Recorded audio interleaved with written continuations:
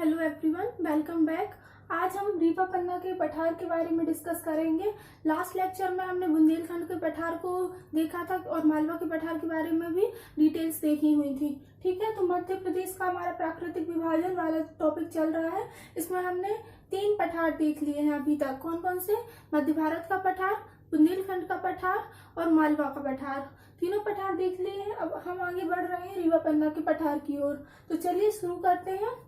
तो देखिए, इसकी स्थिति की बात करें, रीवा पन्ना की पठार की स्थिति की बात करें तो यह 23 डिग्री 10 मिनट से लेकर 25 डिग्री 12 मिनट उत्तरी अक्षांश में स्थित है। 23 डिग्री 10 मिनट से लेकर 25 डिग्री 12 मिनट तक उत्तरी अक्षांश में स्थित है। और यदि देशांतर की बात करें हम, तो देशांतर में यह 78 डिग्री 4 मिनट से लेकर 82 डिग्री 18 मिनट तक पूर्वी देशांतर में स्थित है। ठीक है, यानी 78 डिग्री 4 मिनट से लेकर 82 डिग्री 18 मिनट तक पूर्वी देशांतर में स्थित है रीवा पन्ना का पठार। ठीक है, इसके बाद बात करते हैं इसमें कौन कौन से जिले सम्मिलित हैं। तो रीवा पन्ना के पठार में रीवा, पन्ना, सतना, दमोह जिले सम्मिलित किए गए हैं। ठीक है, रीवा पन्ना के पठार में रीवा, पन्ना, सतना और दमोह जिले सम्मिलित किए गए हैं। इसके बाद यहाँ की जलवायु की बात करते हैं। तो जैसे कि हमने बुंदेलखंड के पठार और मध्य भारत के पठार की जलवायु देखी थी, यह जलवायु थी महाद्वीपीय, वैसे ही सेम ठीक वैसे ही जलवायु है रीवा पन्ना के पठार की। तो रीवा पन्ना के पठार की जलवायु भी महाद्वीपीय प्रकार की जलवायु है। ठीक है, इसके बाद वर्षा की बात करते हैं। यहाँ औसत वर्षा 100 से 125 सेंटीमीटर होती है। औसत वर्षा कितनी होती है? 100 से 125 सेंटीमीटर। ठीक है, और मिट्टी की बात करें हम तो यहाँ पे दोमट मिट्टी पाई जाती है। ठीक है, कौन से प्रकार की मिट्टी पाई जाती है? दोमट प्रकार की मिट्टी पाई जाती है। नदियां यहाँ पर केन, सोन और बीहड़ नदियां प्रवाहित होती हैं। कौन सी नदियां? केन, सोन और बीहड़ नदियां प्रवाहित होती हैं। फसलों की बात करें तो यहाँ पे गेहूं मुख्य फसल है। अन्य फसलों में ज्वार और तिलहन अन्य फसलें हैं। ठीक है, और खनिज की बात करते हैं तो चूना पत्थर जो कि सतना में पाया जाता है बहुत अधिक यह है, और हीरा जो कि पन्ना में पाया जाता है हम सभी जानते हैं, और कोरंडम रीवा में। ठीक है, तो खनिज कौन कौन से पाए जाते हैं? चूना पत्थर, हीरा और कोरंडम।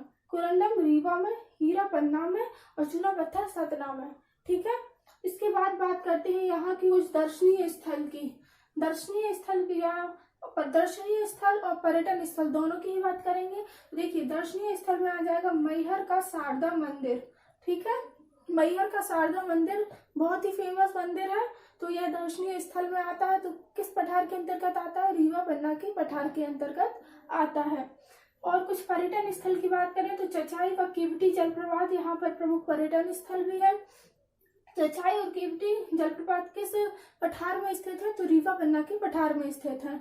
ठीक है, तो इस प्रकार से हमने रीवा पन्ना के पठार की डिटेल्स देखी हुई कि रीवा पन्ना के पठार की स्थिति क्या है, जिले कौन कौन से हैं, रीवा, पन्ना और सतना, जलवायु महाद्वीपीय प्रकार की है।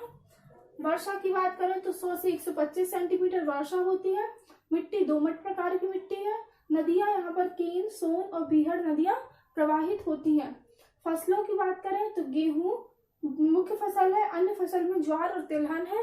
ठीक है, खनिज जो है चूना पत्थर, हीरा और कोरंडम प्रमुख है। दर्शनीय स्थल में मैहर का शारदा मंदिर आ जाएगा और पर्यटन स्थल में आ जाएंगे केवटी व चचाई जलप्रपात। ठीक है, तो अब हम आगे बात करते हैं अन्य पठारों की, नर्मदा सोन घाटी की, और साथ में बुंदेलखंड के पठार की भी बात करेंगे हम। ठीक है, और सतपुड़ा मैकल श्रेणी की बात करेंगे। तो इस वाले टॉपिक को हम यहाँ पर एंड करते हैं और आगे दूसरे टॉपिक को स्टार्ट करते हैं।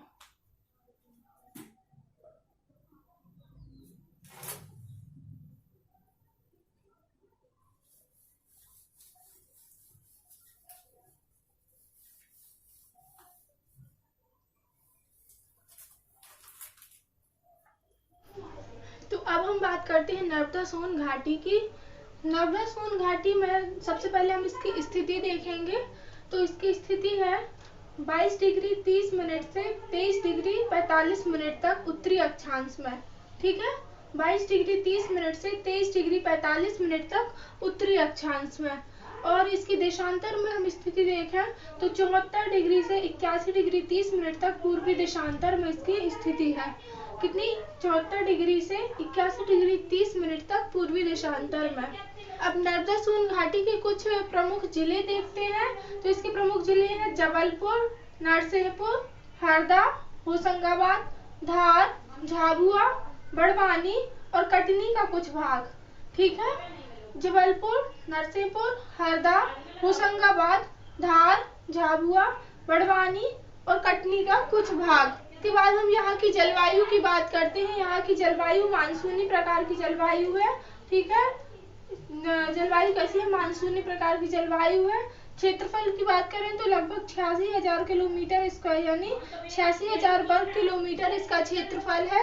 ठीक है, 86,000 वर्ग किलोमीटर इसका क्षेत्रफल है। और औसत वर्षा की बात करते हैं तो औसत वर्षा है 125 सेंटीमीटर। औसत वर्षा है 125 सेंटीमीटर। मिट्टी की बात करते हैं तो यहाँ पे काली मिट्टी पाई जाती है। कौन सी मिट्टी पाई जाती है? काली मिट्टी पाई जाती है। मालवा के पठार में भी गहरी काली मिट्टी पाई जाती है और नर्मदा सोन घाटी में भी काली मिट्टी पाई जाती है। इसके बाद यहाँ की नदियों की बात करते हैं। यहाँ कौन कौन सी नदियाँ प्रवाहित होती हैं? तो नर्मदा सोन घाटी है तो नर्मदा नदी प्रवाहित होगी, सोन नदी प्रवाहित होगी, साथ में यहाँ की सहायक नदियाँ दूधी, नर्मदा की सहायक नदी है दूधी नदी, ये भी प्रवाहित होती है। ठीक है, फसल की बात करते हैं। यहाँ कौन कौन सी फसलें पाई जाती हैं? तो देखिए यहाँ गेहूं, कपास, चावल, सोयाबीन आदि फसलें पाई जाती हैं। गेहूं, कपास, चावल, सोयाबीन आदि फसलें पाई जाती हैं।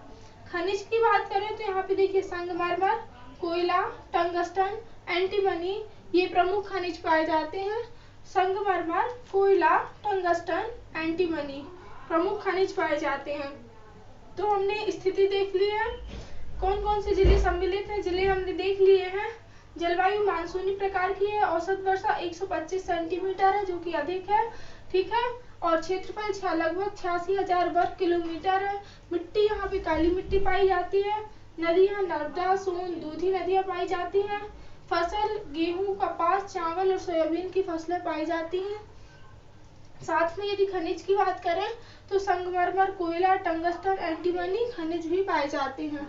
ठीक है, अब हम आगे बात करते हैं कि यहाँ पे कौन कौन से पर्यटन स्थल हैं या दर्शनीय स्थल हैं, साथ में यहाँ के प्रमुख उद्योग कौन कौन से हैं। ठीक है, तो चलिए हम अभी खनिज देख लिए हैं। अब हम आगे देखते हैं उद्योग और पर्यटन स्थल।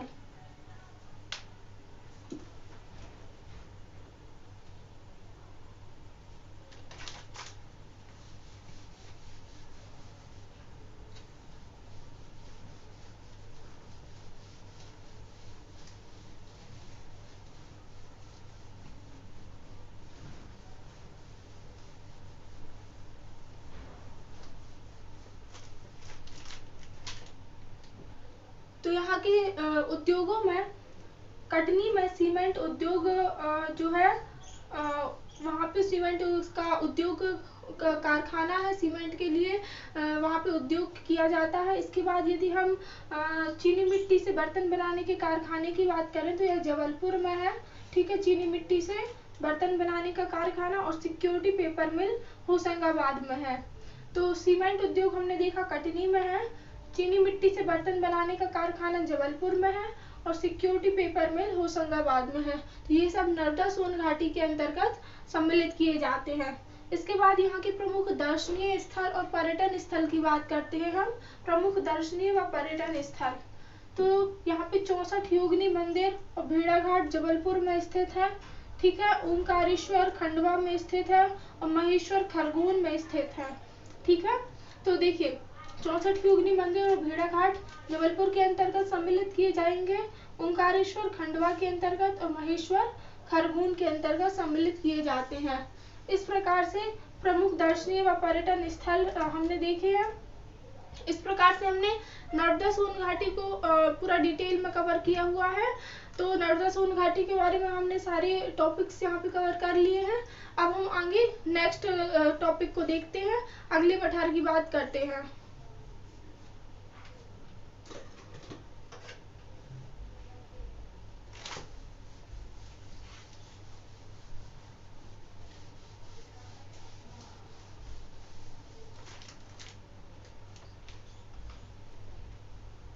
बात करते हैं सतपुड़ा मैकाल श्रेणी की। तो सतपुड़ा मैकाल श्रेणी की स्थिति की बात करें तो इसकी स्थिति 21 डिग्री से 23 डिग्री उत्तरी अक्षांश में है और 74 डिग्री 30 मिनट से 81 डिग्री तक पूर्वी देशांतर में है। ठीक है, 21 डिग्री से 23 डिग्री उत्तरी अक्षांश में और 74 डिग्री 30 मिनट से 81 डिग्री तक पूर्वी देशांतर में स्थित है। इसके बाद बात करते हैं यहाँ के प्रमुख जिले कौन कौन से हैं। तो देखिए, बालाघाट, मंडला, डिडोरी, शहडोल, सीधी, सिंगरौली, बड़वानी, सिवनी, बैतूल, बालाघाट, बुरहानपुर, खंडवा, बैतूल, छिंदवाड़ा यहाँ के प्रमुख जिले हैं। ठीक है, कौन कौन से जिले हैं ये आप मैप में देखिएगा। मैप में जब आप देखेंगे तो आपको लोकेशन के से याद हो जाएंगे कौन कौन से जिले हैं। ठीक है, बालाघाट, मंडला, डिडोरी, शहडोल, सीधी, सिंगरौली, बड़वानी, सिवनी, बैतूल, बालाघाट, 2 बार हो गया है ये बालाघाट और बैतूल, बुरहानपुर, खंडवा, छिंदवाड़ा। ठीक है, तो ये यहाँ के प्रमुख जिले हैं। अब बात करते हैं यहाँ की जलवायु की। तो यहाँ की जलवायु मानसूनी प्रकार की जलवायु है। ठीक है, कैसी जलवायु है? मानसूनी प्रकार की। जैसे हमने नर्मदा सोन घाटी में पढ़ी है मानसूनी प्रकार की जलवायु, ठीक वैसी जलवायु यहाँ सतपुड़ा मैकाल श्रेणी में भी पाई जाती है, मानसूनी प्रकार की जलवायु। औसत वर्षा की बात करें तो 125 से 150 सेंटीमीटर औसत वर्षा होती है, जो कि काफी अधिक है। ठीक है, तो औसत वर्षा 125 से 150 सेंटीमीटर होती है। नदियों की बात करें हम यहाँ तो नर्मदा, ताप्ती, बेनगंगा प्रमुख नदियां हैं जो यहाँ प्रवाहित होती हैं। सतपुड़ा मैकाल श्रेणी में कौन सी नदियां प्रवाहित होती हैं? तो नदियां नर्मदा, ताप्ती, बेनगंगा प्रमुख नदियां हैं। ठीक है, यहाँ पे पथरीली सड़कें पाई जाती हैं। ठीक है, तो मार्ग जो है यहाँ का सुगम्य नहीं है, यहाँ पे पथरीली सड़कें पाई जाती हैं। ठीक है, अब हम बात करते हैं फसलों की। तो यहाँ पे ज्वार, गेहूं, चावल, कपास प्रमुख फसल पाई जाती हैं। ठीक है, कौन कौन सी? ज्वार, गेहूं, चावल, कपास प्रमुख फसलें पाई जाती हैं। मिट्टी की बात करें तो यहाँ पे काली मिट्टी ही पाई जाती है। ठीक है, इसीलिए यह कपास की फसल के लिए भी अच्छी होती है, तो याद रखिएगा। ठीक है, खनिज की बात करें तो यहाँ पे और जो मिट्टी पाई जाती है वो गहरी काली ना होकर छिछली काली मिट्टी होती है। बात करते हैं खनिज की। खनिज में यहाँ मैग्नीज, कोयला, तांबा, बॉक्साइट, लोहा पाए जाते हैं। ठीक है, कौन कौन से खनिज पाए जाते हैं? मैग्नीज, कोयला, तांबा, बॉक्साइट और लोहा। ठीक है, इस प्रकार से हमने सतपुड़ा मैकाल श्रेणी के प्रमुख जो है पॉइंट्स देख लिए हैं। सतपुड़ा मैकाल श्रेणी में क्या क्या इम्पोर्टेंट पॉइंट है, तो बस यही इम्पोर्टेंट पॉइंट है सतपुड़ा मैकाल श्रेणी में। अब हम आगे नेक्स्ट अपने देखते हैं, अगले पठार की बात करते हैं जो कि है बघेलखंड का पठार। ठीक है,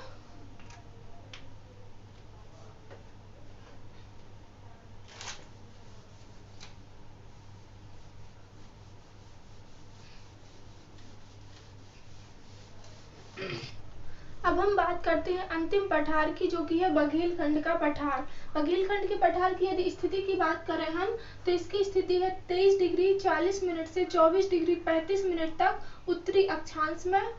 23 डिग्री 40 मिनट से 24 डिग्री 35 मिनट तक उत्तरी अक्षांश में। और यदि देशांतर की बात करें तो 80 डिग्री 5 मिनट से 42 डिग्री 47 मिनट तक पूर्वी देशांतर में। 80 डिग्री 5 मिनट से 42 डिग्री 47 मिनट तक पूर्वी देशांतर में। इस प्रकार की इसकी स्थिति है। और यदि हम जिले की बात करते हैं तो यहाँ पे सीधी, कटनी, उमरिया, शहडोल प्रमुख जिले हैं। कौन कौन से जिले प्रमुख हैं? सीधी, कटनी, उमरिया और शहडोल। जलवायु की बात करें तो यहाँ भी मानसूनी प्रकार की जलवायु पाई जाती है।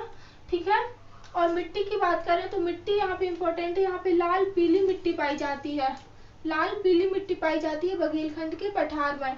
ठीक है, नदियों की बात करते हैं तो यहाँ नर्मदा, सोन, जोहिला और रिहंद नदियां पाई जाती हैं। कौन कौन सी नदियां प्रवाहित होती हैं? तो नर्मदा, सोन, जोहिला और रिहंद नदियां प्रवाहित होती हैं। आगे हम बात करते हैं फसल की। तो बघेलखंड के पठार में चावल मुख्य फसल है। चावल मुख्य फसल है, इसके अलावा अलसी, ज्वार, तिल अन्य फसलें हैं। ठीक है, तो चावल, अलसी, ज्वार, तिल ये प्रमुख फसलें हैं यहाँ की। इसके बाद खनिज की बात करें तो कोयला, बॉक्साइट, चूने का पत्थर, ये प्रमुख खनिज हैं जो कि बघेलखंड के पठार में पाए जाते हैं। आगे उद्योग की बात करते हैं हम तो सूती वस्त्र उद्योग, इलेक्ट्रॉनिक वाहन उद्योग और चमड़ा उद्योग, ये कुछ प्रमुख उद्योग हैं जो कि पाए जाते हैं कहाँ पे, बघेलखंड के पठार में। ठीक है, इस प्रकार से हमने बघेलखंड के पठार की डिटेल्स देखी है। बघेलखंड के पठार में जिले, जलवायु, नदियां, फसल, खनिज, उद्योग, मिट्टी, ये सब हमने देख लिया है और इसी के साथ में हमारा ये टॉपिक खत्म होता है आज ही। और मध्य प्रदेश के प्राकृतिक विभाजन में हमने सभी पठारों को डिटेल में पढ़ लिया है। तो आई होप आपने भी इसके नोट्स बना लिए होंगे क्योंकि ये एग्जाम पॉइंट ऑफ व्यू से बहुत ही इम्पोर्टेंट है। ठीक है, तो हम आज के लेक्चर को यहीं पर एंड करते हैं, मिलते हैं अगले लेक्चर के साथ में। Thank you so much.